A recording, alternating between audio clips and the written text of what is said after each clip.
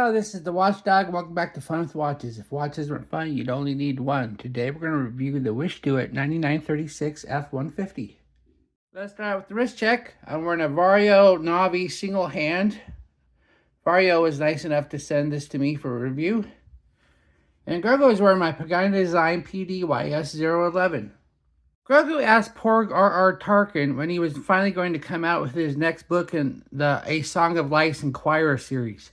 He said he has to start over. He had the latest book stored in R2-D2, and Princess Leia overwrote it with the Death Star plans. Alright, let's take a look at the watch. It comes in this box. It has this lid like here. Then here's the warranty card. And one thing I didn't mention during the unboxing, it says it has a 5-year warranty to it. So 5 years is pretty good. You usually don't get 5 years.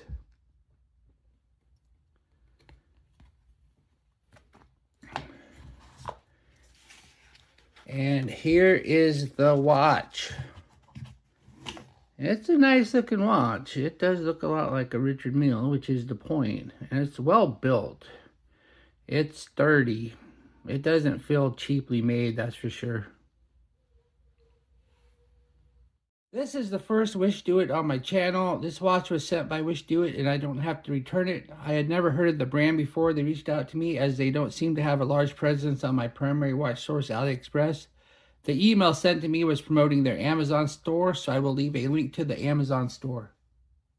This watch is an homage to a Richard Mille, which is a watch so expensive that even the homage-hating purists out there don't mind when the design is copied. This is part of the WISHDOIT F-150 lineup, which I assume is honoring the Ford F-150 pickup, which is Ford's most popular full-size truck, as there is an etching of a pickup truck on the caseback. There is no mention of Ford or any indication that this is an official collaboration. This watch comes in 7 different colorways. We have steel or black cases. You can get the black with black, red, or light blue straps. The steel comes in black, red, white, or dark blue. I did not choose the white and probably would have chose the blue if I was given a choice. The watch is 43 millimeters wide if you measure at the widest parts of the bezel.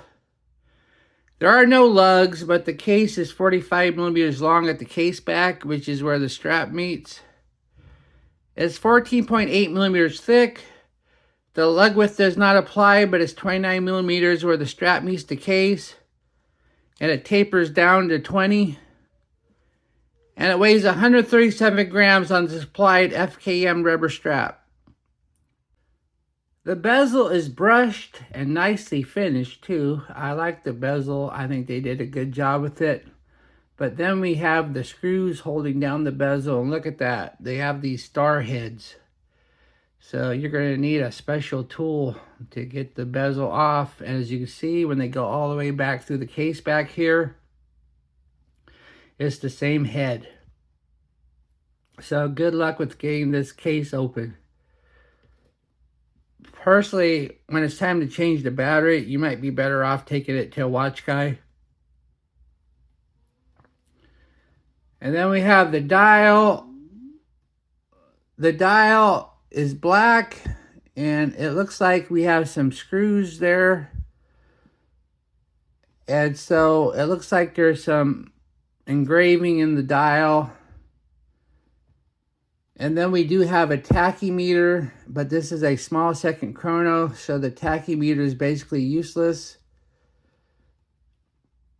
Then we have the Lume indices, and then we have the Lume numerals, but the numerals aren't as good as the indices. You'll see later in the Lume Test. And then we have the hands. The hands are skeleton hands with Lume tips, and then the second hand is red with a Lume rectangle where a lollipop would normally be. Then it does say F-150 series in red on the right there. And it says WISHDOIT on top. Then we have the date at the 3. And I'm glad it has a date. A lot of chronographs remove the date because their more expensive counterparts don't have them. But I'm glad they left the date there. I like having a date. Then we have the subdials. The bottom subdial is the small second chronograph, and they made it look like a wheel because this is a truck themed watch. Then the left subdial is the chronograph minute counter, and the top subdial is the sub-second counter. It does tenths of a second, but it spins every 2 seconds. So there's 2 sets of scales on this subdial.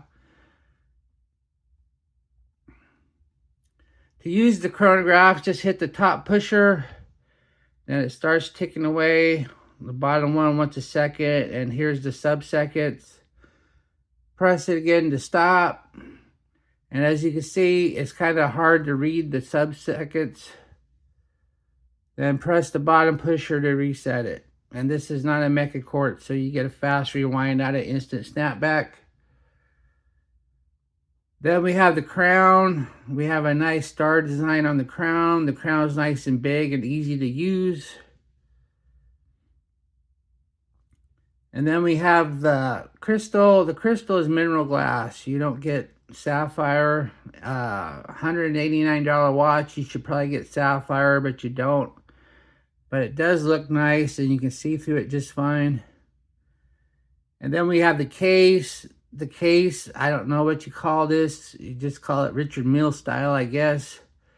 But it seems to be very well done. It seems sturdy, substantial. Then we have the case back. The case back, we have an etching of a pickup truck, because this is an F-150 series watch.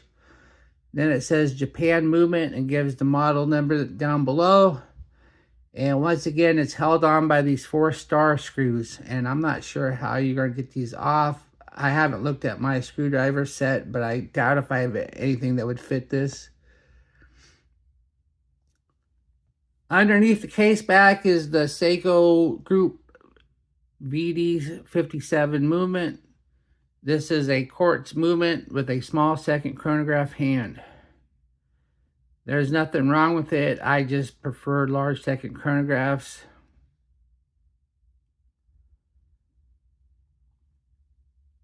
Then we have the strap. The strap, they call it FKM rubber.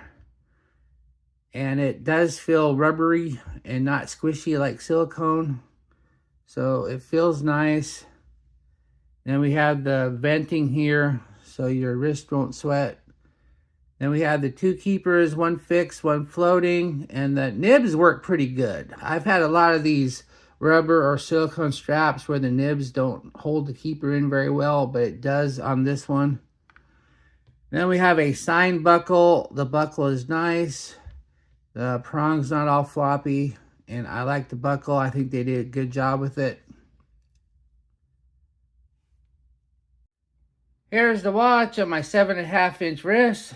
That looks nice. It wears nice. It's a big, chunky watch, but then again, nobody buys a Richard Mille or a Richard Mille homage to be subtle. Now look at this. I have 6 notches left. So WISHDOIT says on their ad that it will fit at 8.5, but this one might actually go all the way up to 9. Because especially too, that there is room. You could probably cut 1 more notch if you had to. Of course, you're not going to put this on any other straps because they're not interchangeable at all. And good luck opening the case just to get the strap off. Here we are in the Lume room. Wearing the watch for review purposes. I could tell it had Lume, but unfortunately there was something important missing. As we speed up the time, we see that the indices on the outer dial are going quite strong. However, the inner numerals are fading really fast and are already about gone. The worst of it is that the tips of the hands are of the inner Lume and not the outer, and you can no longer tell the time. This is not good Lume since you can no longer tell the time. What do I like about this watch? Well, it's a very sturdy, nicely finished, substantial watch. It feels really well made. And it has a ton of wrist presence. I didn't mention this before, but the second hand actually hits the marks. I like this comfortable rubber strap. And since it has sub-seconds, the chronograph isn't completely useless. What are my gripes and groans? It's a small second chronograph with a tachymeter. If you're going to put a tachymeter on a watch, you should make sure it's a large second. It has special star screws, which will make changing the battery difficult. And the hand loom doesn't keep up with the index loom. Do I recommend this watch? As long as you don't care that the hand loom is worthless, then this watch does look and wear very nice. It is nicely finished and solidly built, so yes, I recommend it. Well, thank you for watching my review of the WISHDOIT 9936 F-150, and I'll be back for another review. I will leave a link to the Amazon store which contacted me. I do not have an AliExpress affiliate link for this. So if you do buy it from Amazon, just make a mention that you saw it on Fun with Watches, and maybe they'll send me some more watches. Bye.